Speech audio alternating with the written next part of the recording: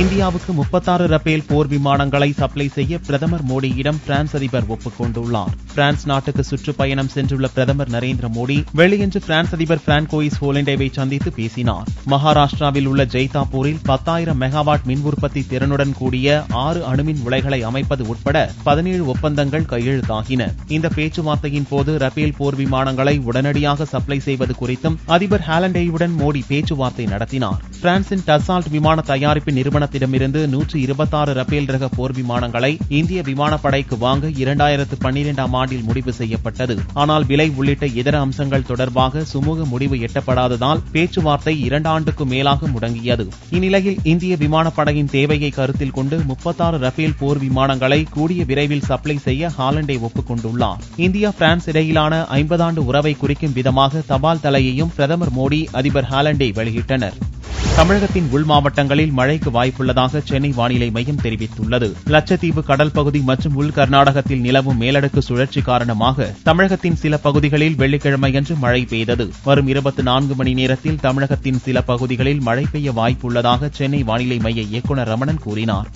லட்சத்தீவு கடல் பகுதி மற்றும் உள் கர்நாடகத்தின் மேலடுக்கில் நிலவும் ஒரு சுழற்சியின் காரணமாக கடந்த 24 மணி நேரத்திலே தமிழகத்தை பொறுத்தவரை ஓரிரு இடங்களில் மழை பெய்துள்ளது. பதிவு செய்யப்பட்ட தரவுகளின் அடிப்படையில் மிக அதிகமான மழை 7 சென்டிமீட்டர் வால்பாறையில் பதிவாகியுள்ளது.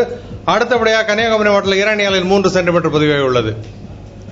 இந்த நிகழ்வின் காரணமாக வரும் 24 மணி நேரத்திலே தமிழகம் மற்றும் புதுச்சேரியை பொறுத்தவரை ஓரிரு இடங்களில் மழையை எதிர்பார்க்கலாம். வரும் நாட்களில் தமிழகத்தை பொறுத்தவரை மழையின் அளவு அதிகரிக்கும். குறிப்பாக உள் மாவட்டங்களில் மழையின் அளவு அதிகரிக்கும் என்று நாம் எதிர்பார்க்கலாம். ஆந்திராவில் தமிழர்கள் சுட்டுக் கொல்லப்பட்ட சம்பவம் குறித்து அம்மாநில அரசு வெள்ளை அறிக்கை வெளியிட வேண்டும் என்று மத்திய இணையமைச்சர் பொன் ராதாகிருஷ்ணன் வலியுறுத்தியுள்ளார். திருச்சியில் செய்தியாளர்களை சந்தித்த அவர் செம்மர கடத்தல் சம்பவத்தின் பின்னணியில் உள்ள உண்மைகளை மறைப்பதற்காகவே ஆந்திர போலீசார் தமிழர்களை சுட்டுக் கொன்றிருக்கலாம் என்று சந்தேகம் தெரிவித்தார். தமிழக தொழிலாளர்கள் சுட்டுக் கொல்லப்பட்ட சம்பவம் குறித்து ஆந்திர அரசு வெள்ளை அறிக்கை வெளியிட வேண்டும் என்றும் பொன் ராதாகிருஷ்ணன் வலியுறுத்தினார். தமிழகத்தைச் சேர்ந்த 20 தொழிலாளர்கள் அநியாயமான முறையில் ஆந்திர காவல்துறையினரால் சுட்டுக் கொல்லப்பட்டிருப்பது மிகவும் கண்டனத்திற்குரிய ஒன்று.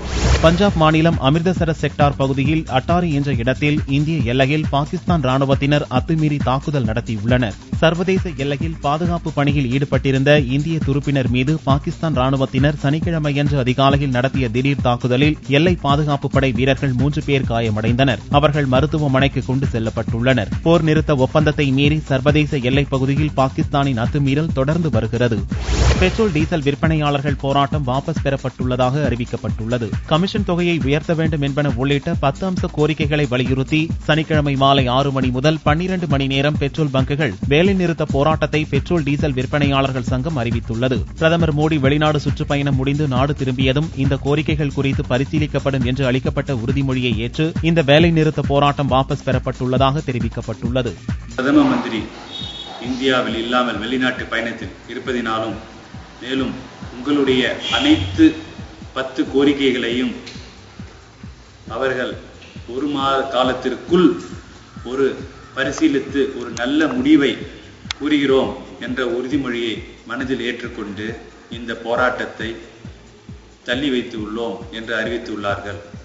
இதனால் தமிழ்நாட்டை சேர்ந்த 4500 பெட்ரோல் பம்புகளும் புதுச்சேரியை சேர்ந்த 150 பெட்ரோல் பம்புகளும் வழக்கம் போல இயங்கும் என்பதை தெரிவித்துக் கொள்கிறோம். உத்தரகாண்ட் மாநிலத்தில் பள்ளத்தாக்கில் ஜீப் பாய்ந்ததில் 8 பேர் பலியாகினர். உத்தரகாண்ட் மாநிலத்தில் உள்ள தெஹ்ரி நகரில் உள்ள மலைப்பாதையில் 13 பேருடன் சென்று கொண்டிருந்த ஜீப் தாறுமாறாக ஓடி 450 அடி பள்ளத்தாக்கில் பாய்ந்தது. இந்த விபத்தில் 8 பேர் பலியாகினர். படுகாயமடைந்த 5 பேர் அருகிலுள்ள மருத்துவமனையில் சேர்க்கப்பட்டுள்ளனர். அதில் 3 நிலை கவலைக்கிடமாக உள்ளது. 9 பேர் செல்லக்கூடிய ஜீப்பில் 13 பேர் பயணம் செய்ததே விபத்துக்கு காரணம் என முதல்கட்ட விசாரணையில் தெரிய வந்துள்ளது. காவிரி கூட்டு குடிநீர் திட்டம் குறித்த ஆய்வுக் கூட்டம் வேலூர் மாவட்ட கலெக்டர் அலுவலகத்தில் சனிக்கிழமையன்று கலெக்டர் நந்தகோபால் தலைமையில் நடந்தது. கூட்டத்தில் பேசிய அதிகாரிகள் இந்த திட்டப்பணி பெருமுகை வரை மட்டுமே நடைபெற உள்ளதாகவும் இன்னும் குழாய் பதிக்கும் பணிகள் துவங்கவில்லை என தெரிவித்தனர். கடந்த திமுக ஆட்சியில் துவங்கப்பட்ட இந்த திட்டத்திற்கு அதிமுக அரசு 1295 கோடி ரூபாய் நிதி ஒதுக்கியும் பணிகள் இன்னும் நிறைவடையாமல் உள்ளது பொதுமக்களிடம் அதிருப்தியை ஏற்படுத்தியுள்ளது. காவிரியின் குறுக்கே மேகதாது மற்றும் ராசி மணலில் குறுக்கணை கட்டும் கர்நாடக அரசின் திட்டங்களை கண்டித்து தமிழகத்தில் மார்ச் 28ஆம் தேதி விவசாயிகள் சங்க கூட்டமைப்பு சார்பில் முழு அடைப்பு நடந்தது. இதற்கு பதிலடி தரும் வகையிலும் குறுக்கணை திட்டத்தை எதிர்க்கும் தமிழக அரசை கண்டித்தும் கர்நாடகாவில் ஏப்ரல் 18ஆம் தேதி முழு அடைப்பு போராட்டம் நடக்கும் என்று ஏற்கனவே சில கன்னட அமைப்புகள் அறிவித்திருந்தன. இந்நிலையில் இந்த போராட்டத்தை முன்னெடுத்துச் செல்ல கன்னட சலுவாளி கட்சி தீவிரம் காட்டி வருகிறது. இதன் தலைவர் வட்டால் நாகராஜ் பெங்களூரு, மைசூரு, சிக்கபல்லாப்பூர், கோலார் உள்ளிட்ட பகுதிகளில் நிலவும் குடிநீர் தட்டுப்பாட்டை போக்க மேகதாது குறுக்கணை திட்டம் அவசியம் என்று கூறியுள்ளார். தங்களின் போராட்டத்துக்கு கர்நாடகாவைச் சேர்ந்த அனைத்து அரசியல் கட்சிகளும் ஆதரவு தெரிவித்துள்ளதாகவும் அவர் தெரிவித்தார். ஏப்ரல் 18ஆம் தேதி பெங்களூருவில் பிரம்மாண்ட கண்டன பேரணிக்கும் கன்னட சலுவாளி கட்சி திட்டமிட்டுள்ளது. ஒட்டன்சத்திரம் அருகே உள்ள நங்காச்சி ஆற்று அணையில் மூழ்கி 2 மாணவர்கள் பலியாகினர். திண்டுக்கல் மாவட்டம் ஒட்டன்சத்திரம் அருகே உள்ள இடையன்கோட்டை பகுதியைச் சேர்ந்த கார்த்திக் மற்றும் முனீஸ்வரன் ஆகியோர் அப்பகுதியில் உள்ள அரசு பள்ளியில் 6 மற்றும் 7ஆம் வகுப்பு படித்து வந்தனர். பள்ளி கோடை விடுமுறை என்பதால் மாணவர்கள் இருவரும் நங்காச்சி ஆற்று அணைக்கு குளிக்கச் சென்றனர். நீச்சல் தெரியாத நிலையில் அணையின் ஆழமான பகுதிக்கு சென்ற மாணவர்கள் இருவரும் நீரில் மூழ்கி பலியாகினர். உடல்களை மீட்டு இடையன்கோட்டை போலீசார் பிரேத பரிசோதனைக்காக மருத்துவமனைக்கு அனுப்பி வைத்தனர். SSLC விடைத்தாள் திருத்தும் பணி ஏப்ரல் 20ஆம் தேதி துவங்குகிறது. SSLC எனப்படும் 10ஆம் வகுப்பு தேர்வுகள் வெள்ளியன்று முடிவடைந்தன. விடைத்தாள் திருத்தும் பணி ஏப்ரல் 20ஆம் தேதி துவங்கும் என்றும் மாநிலம் முழுவதும் 75 மையங்களில் 40,000 ஆசிரியர்கள் இப்பணியில் ஈடுபடுத்தப்படுவர் என்றும் பள்ளிக் கல்வித்துறை தெரிவித்துள்ளது. ஏப்ரல் 30ஆம் தேதிக்குள் விடைத்தாள் திருத்தும் பணிகளை முடிக்க திட்டமிடப்பட்டுள்ளது. விழுப்புரம் அருகே தானாக தீப்பற்றி எரிந்த குழந்தைகளின் பெற்றோருக்கு அரசின் உத்தரவுப்படி பசுமை வீடு கட்டுவதற்கான ஆணையை மாவட்ட கலெக்டர் சம்பத் வழங்கினார். திண்டிவனத்தைச் சேர்ந்த கருணாகரன், ராஜேஸ்வரி தம்பதியினரின் குழந்தை ராகுலின் உடலில் தானாக தீப்பற்றி எரிந்த சம்பவம் அதிர்ச்சியையும் வியப்பையும் பரபரப்பையும் ஏற்படுத்தியது. குழந்தை ராகுலுக்கு சென்னை அரசு மருத்துவமனையில் சிகிச்சை அளிக்கப்பட்டு நலமாக உள்ள நிலையில் அடுத்து பிறந்த ஜெயராமச்சந்திரனின் உடலும் தானாக தீப்பிடித்தது. உடனடியாக அந்த குழந்தை சென்னை கொண்டு வரப்பட்டு சிகிச்சை அளிக்கப்பட்டு சொந்த ஊருக்கு அனுப்பி வைக்கப்பட்டது. இந்நிலையில் கருணாகரன் தம்பதியினரை மாவட்ட கலெக்டர் சம்பத் நேரில் அழைத்து அவர்களுக்கு அரசு உத்தரவுப்படி பசுமை வீடு கட்டுவதற்கான ஆணையை வழங்கினார்.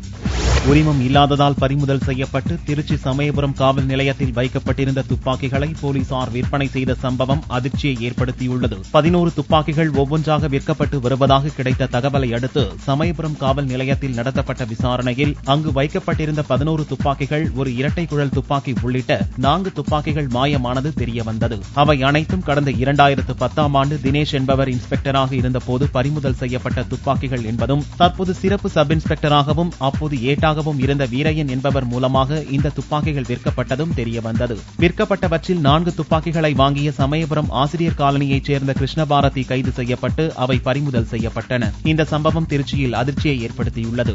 புதுச்சேரியில் ஆந்திர பதிவெண் கொண்ட தனியார் பேருந்தின் கண்ணாடியை மர்ம நபர்கள் உடைத்ததால் பரபரப்பு ஏற்பட்டது. தனியார் டிராவல்ஸுக்கு சொந்தமான இந்த பேருந்து புதுச்சேரி தேங்காய் திட்டு பகுதியில் உள்ள தனியார் பெட்ரோல் பங்கிற்கு எரிபொருள் நிரப்ப வந்தபோது இந்த சம்பவம் நடந்தது. பேருந்தில் பயணிகள் யாரும் இல்லாததால் அசம்பாவிதம் ஏதும் ஏற்படவில்லை. இதுகுறித்து முதலியார்பேட்டை போலீசார் விசாரணை மேற்கொண்டுள்ளனர்.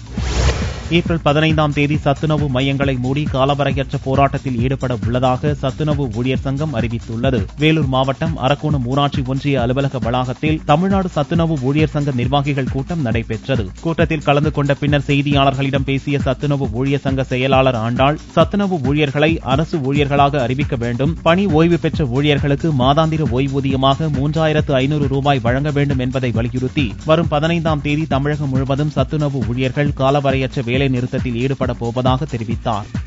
தமிழக அரசு வழங்கும் விலையில்லா புத்தக பைகளுக்கான ஆர்டர்களை மாவட்ட வாரியாக வழங்க வேண்டும் என்று தயாரிப்பாளர்கள் கோரிக்கை வைத்துள்ளனர். பள்ளி மாணவர்களுக்கு தேவையான எழுது பொருட்கள் விற்பனை இப்போதே சூடுபிடிக்க துவங்கியுள்ளது. இதனால் தனியார் பள்ளிகளில் படிக்கும் மாணவர்கள் மற்றும் பெற்றோர் கூட்டம் எழுது பொருட்கள் கடைகளில் அதிகரித்துள்ளது. இவ்வாண்டு புத்தக பை விலை 15% வரை உயர்ந்துள்ளதாக தெரிவித்துள்ள தயாரிப்பாளர்கள் அரசு பள்ளிகளுக்கான இலவச புத்தக பை தயாரிப்பு ஆர்டர்களை மாவட்டம் வாரியாக வழங்க வேண்டும் என கோரிக்கை விடுத்துள்ளனர். குறிப்பிட்ட கால மட்டும்தான் நாங்கள் இந்த மாதிரி ஒரு மும்முரமாக ஈடுபட்டு இருக்கோம். மற்ற சமயத்தில் நாங்கள் பேக்ஸ்க்காகவும் மற்ற ஆர்டருக்காகவும் நாங்கள் மற்ற கம்பெனிஸை எதிர்நோக்கி தான் இருக்கிறோம். அரசு பேக் சம்மந்தப்பட்ட எந்த ஆர்டராக இருந்தாலும் எங்களுக்கே கொடுக்கணும், அந்த மாவட்டத்தில் இருக்கக்கூடிய பேக் தொழிலாளர்களுக்கே கொடுக்கணும் அப்படிங்கிற எதிர்பார்க்கிறோம். வில்லியனூர் மாதா கோவிலில் ஆண்டு பெருவிழா கொடியேற்றத்துடன் துவங்கியது. புதுச்சேரி மாநிலம் வில்லியனூரில் அமைந்துள்ள தூய லூர்தன்னை திருத்தலம் வரலாற்று சிறப்புடையது. இந்த ஆலயத்தில் ஆண்டுதோறும் நடைபெறும் ஆண்டு பெருவிழாவில் கிறிஸ்தவர்கள் திரளாக பங்கேற்பர். இந்த ஆண்டு விழாவிற்கான கொடியேற்றம் சனிக்கிழமையன்று அதிகாலை நடந்தது. சேலம் மறைமாவட்ட ஆயர் சிங்கராயன் தலைமையில் நடந்த திருப்பலி மற்றும் கொடியேற்றத்தில் கிறிஸ்தவர்கள் ஏராளமானோர் கலந்து கொண்டனர். மதுரை ஜெய்ஹிந்த்புரம் வீரகாளியம்மன் கோவிலில் பங்குனி உத்திர திருவிழா வெகு விமர்சையாக கொண்டாடப்பட்டது. மதுரை மாவட்டம் ஜெய்ஹிந்த்புரத்தில் உள்ள வீரகாளியம்மன் கோவிலில் ஆண்டுதோறும் பங்குனி உத்திர திருவிழா கோலாகலமாக கொண்டாடப்படுகிறது. இந்த ஆண்டு திருவிழா வெள்ளியன்று கொண்டாடப்பட்டது. விழாவில் பக்தர்கள் பால்குடம் எடுத்தும் அலகு குத்தியும் நேர்த்தி கடன் செலுத்தினர். மேலும் ஒருவர் மேல் ஒருவர் அடுக்கடுக்காக அலகு குத்தி பறவை காவடி எடுத்து வந்தது பொதுமக்களை மெய்சிலிர்க்க வைத்தது. தங்கம் விலை சனிக்கிழமையன்று ஒரு சவரன் 104 ரூபாய் அதிகரித்து 20,240 ரூபாய்க்கு விற்பனையாகிறது. 1 கிராம் ஆபரண தங்கம் 2,530 ரூபாயாக உள்ளது. வெள்ளியின் விலை கிராமுக்கு 10 காசுகள் உயர்ந்து 1 கிராம் 39 ரூபாய் 70 காசுகளுக்கு விற்பனையானது. வார்வெள்ளியின் விலை 37,085 ரூபாயாக இருந்தது.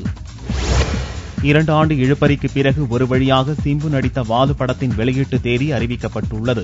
சிம்பு நடிப்பில் கடந்த 2 ஆண்டுகளாக எந்த படங்களும் வெளிவரவில்லை. வாலுவுக்கு பிறகு இது நம்ம ஆளு படப்பிடிப்புகள் நடந்து முடிந்து இரண்டுமே ரிலீஸுக்கு தயாராக இருந்த போதும் எப்போது வெளியாகும் என்று தெரியாமல் இழுத்தது. இந்த 2இல் வாலு இப்போது முந்திக் கொண்டுள்ளது. ஏப்ரல் 9ஆம் தேதி வாலு படம் வெளியிடப்படும் என்று படக்குழுவினர் அறிவித்துள்ளனர். சிம்புவும் தனது அதிகாரப்பூர்வ ட்விட்டர் வலைதளத்தில் இந்த தகவலை தெரிவித்துள்ளார். இந்த படத்தில் சிம்புவுடன் ஹன்சிகா ஜோடியாக நடித்துள்ளார். இந்த படத்தின் படப்பிடிப்பு துவங்கும் போது இருவருக்கும் ஏற்பட்ட நெருக்கம் படம் முடியும் போது முறிந்தே போனது.